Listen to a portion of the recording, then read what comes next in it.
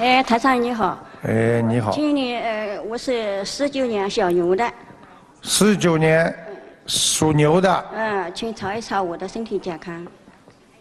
49年属牛的是吧？哎。那老妈妈，你记住2点啊。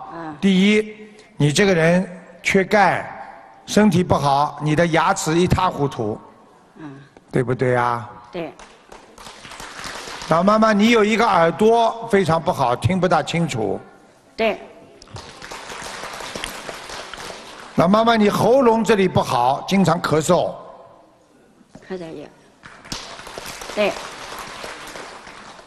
还有，我往下看啊，你妇科也不好，你的腰痛，右腰非常痛。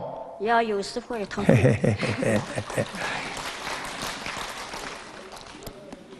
属什么？被你们一鼓掌，图腾跑了，重新要找。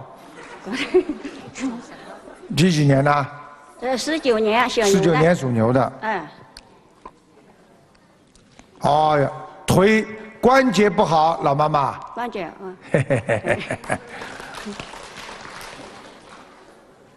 没有什么大问题。关节以后有没有问题啊？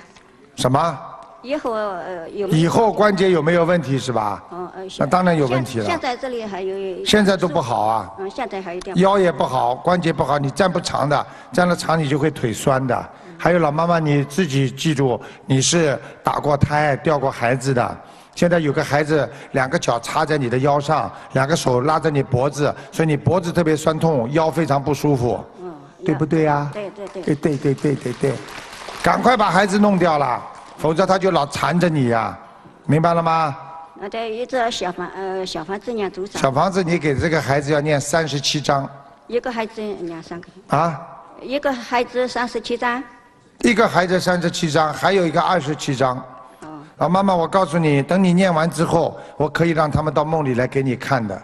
他们走掉了，他们就跟你说再见啦。小孩子会来，你在梦中会感觉这个孩子是你的，但是呢，你又觉得不认识他，这是你打胎的孩子。那么一天念多少针啊？什么？念经念多少呢？一天要念多少功课？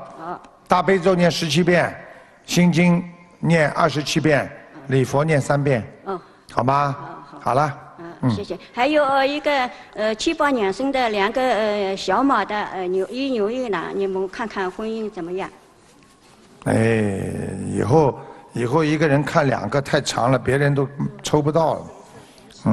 几年的？7、8年的小马的2个都是小马。7、8年属马的，男的女的？一男一女，婚姻的看看怎么样？一男一女是吧？女的没问题。婚姻可以，男的有问题。男的有问题。对不对啊？